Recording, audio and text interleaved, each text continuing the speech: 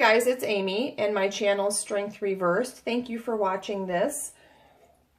I'm just having some coffee this morning and recording some videos. Today I'm going to do a few things. It is day 3, for me anyway, of the 7 days, 7 decks challenge. And today I'm going to use the Maat Tarot by Julie Kuchia-Watts. I really like this one. I've used it before in videos. It's one of those decks I don't really use enough. And I'm also, one of my goals this year was to try more spreads. I don't generally use structured spreads. I have a few that I use, like my new moon spread that I use over and over. But especially when I read for others, I tend to not use a formal spread. So what I'm doing today is using a spread out of this book called Power Tarot by Trish McGregor and Phyllis Vega. I've more than 100 spreads, bloody. I've had this book on my shelf for years and years. And like I said, I'm not a spread person usually. And what I'm doing today is the strength spread. So it's just a simple 4-card spread, your greatest strength, how you can enhance the strength, how you can apply it to a relationship, project, or event, and what this strength brings you. Other people's spreads are kind of like other people's lesson plans. Sometimes they don't really make sense to anyone else necessarily, but this one seemed like a good one. And I'm going to do just a practice reading. So this, I don't like to see the tag here, so I don't like that. I'm going to turn my candle. I'm going to do a practice reading. And so this is not for any real person. And I feel like the energy is a little different when you do that. But what I'll do is turn over the 4 cards, and then if you want, you can pause the video and see what you get out of it, and then we can kind of compare notes. I would love to hear other people's interpretations. So this one is your greatest strength. I usually don't turn all the cards over at once. It depends. Sometimes I do. But today I'm going to, just so that you can see all of them if you're practicing along with me. So the Prince of Coins is your greatest strength. How you can enhance it is the Tower. Weird.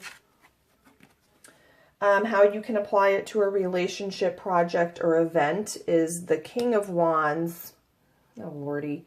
And what the strength brings you, and that is the Queen of Coins. Okay. So beyond using more spreads, one thing I'm hoping to do this year is really get my mind around the court cards at a deeper level. And so the universe is happy to comply and send me as many court cards as it can. So 3 of them. My first inclination when I see court cards is that it is an aspect of the reader's personality or kind of archetypal sort of information, and not necessarily a bunch of other people. So that's what I'm going with here. So if you want to pause now and see what this reading offers you, the reader can always get a nugget of information about themselves, yes. And then I'm going to start reading. So the Prince of Coins, which would be the Knight of Pentacles. I think the greatest strength this mystery person has is their ability to really get their mind around an issue dispassionately. So they can see all sides of an argument. They can see potential pitfalls. I think they're a good planner. I think they take their time. They do a good job. They do what they do well. But sometimes I think they get stuck in that place of planning, or they can see so much of the situation that it really paralyzes them from taking action.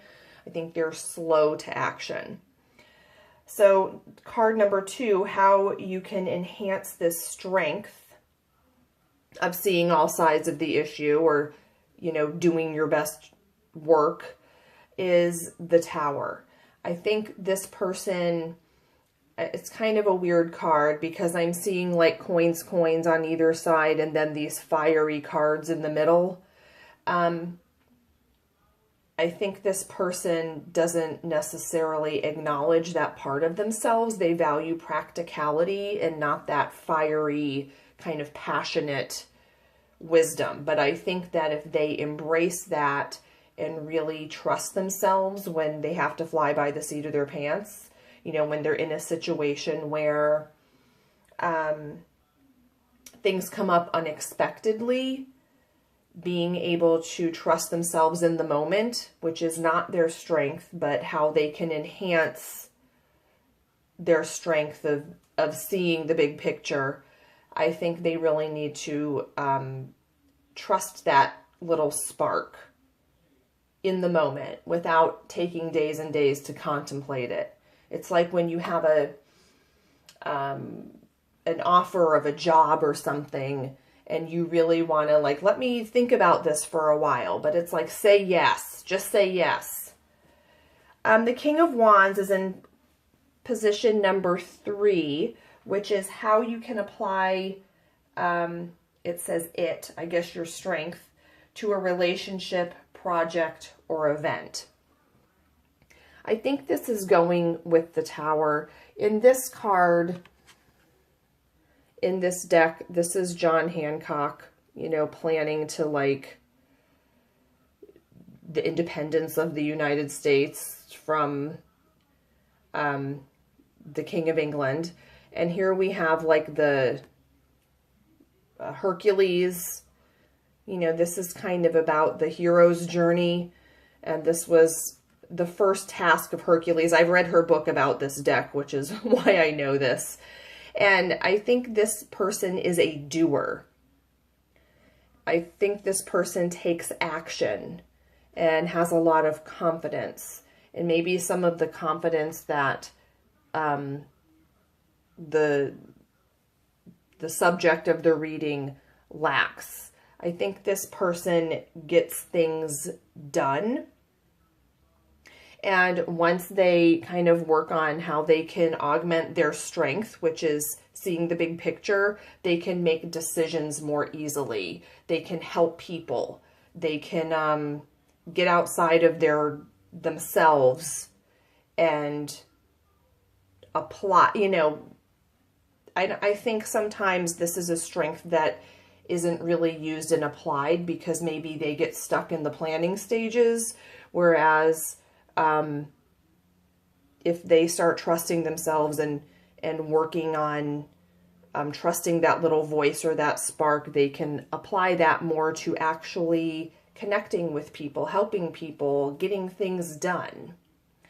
And the last card is what this strength brings you.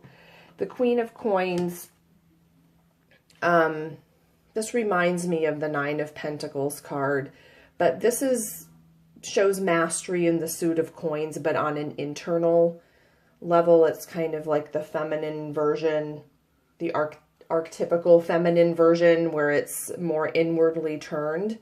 And I think that what this strength can bring this person is confidence and kind of investing in themselves. And so this is the confidence that they know they are going to be able to complete any task, to get something important out of any relationship that they're in, that they can be successful and have satisfaction.